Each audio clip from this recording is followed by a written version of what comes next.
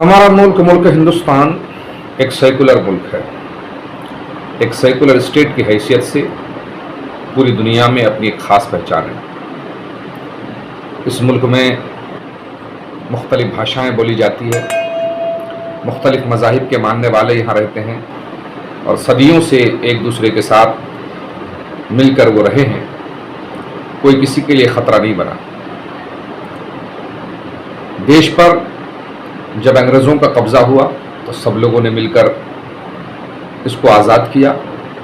बिलखुसूस उसमें मुसलमानों का जो योगदान रहा है तो दुनिया जानती है कि मुसलमानों ने इस मुल्क की आज़ादी के लिए कितनी कुर्बानियाँ दी, कितने लोग फांसी पे लटक गए, कितने को तशद्दुद करके जेलों में मारा गया, पीटा गया।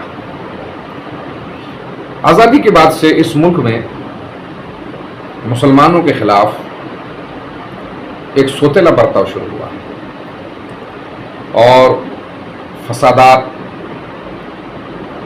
वो रोनुमा होते रहे। लेकिन एक बात थी कि फसाद होने के बाद गवर्नमेंट ने उसको कंट्रोल करने की कोशिश भी की और उसके बाद हालात नॉर्मल भी हुए। लेकिन जब से बीजेपी गवर्नमेंट इक़्तिदार में आई है, मुल्क में अमन व सलामती और सुकून व चैन, इन तमाम चीज़ों को मानो आग लग गई है। ख़ास तौर से अक्सरियती फ़िरक़ा के लोग मुसलमानों को जिस तरह से तंग कर रहे हैं और हुकूमत जिस तरह से उन फ़िरक़ा परस्तों की, उन आतंकवादियों की सरपरस्ती कर रही है, वो निहायत शर्मनाक और अफसोसनाक है। पिछले 10 सालों से आप देखें, मुल्क के जिस कोने में आप जाइए, जिस शहर में आप चले जाइए, जिस इलाके में आप चले जाइए, मुसलमानों के खिलाफ एक बदतमीज़ी का, बदमाशी का तूफान चल रहा है। कहीं पर इनके घरों को जलाया जा रहा है, कहीं इनकी मॉब लिंचिंग हो रही है, कहीं पर इनको गोलियां मारी जा रही है। अभी आप देखिए ताज़ा तरीन घटना,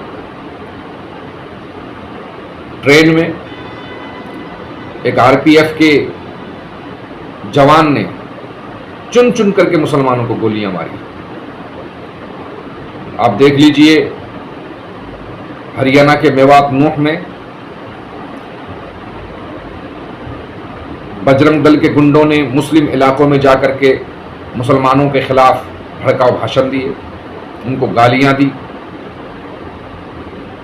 और मना करने पर, बल्कि बाज़ जगह तो लोग घरों से निकले भी नहीं, इन्होंने खुद पथराव किया, आगजनी की, दुकानों को आग लगाई और उनके मालों को लूटा, दुकानों को लूटा और इस तरह से एक आतंक मचा करके वहां से आए। उसके बाद पीछे पीछे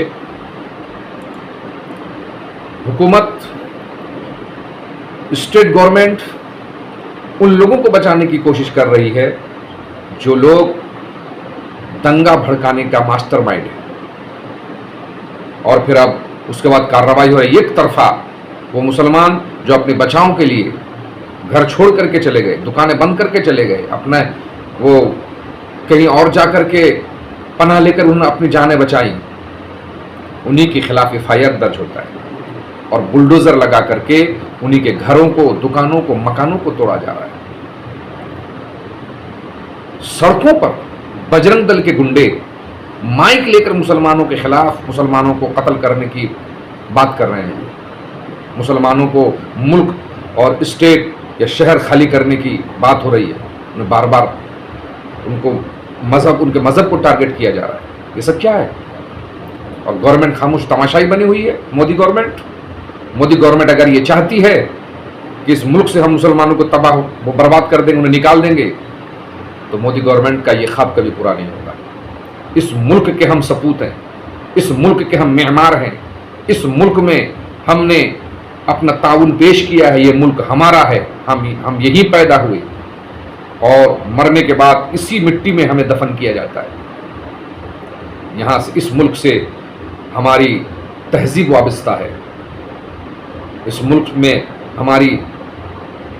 سے ہماری پہچان وابستہ ہے۔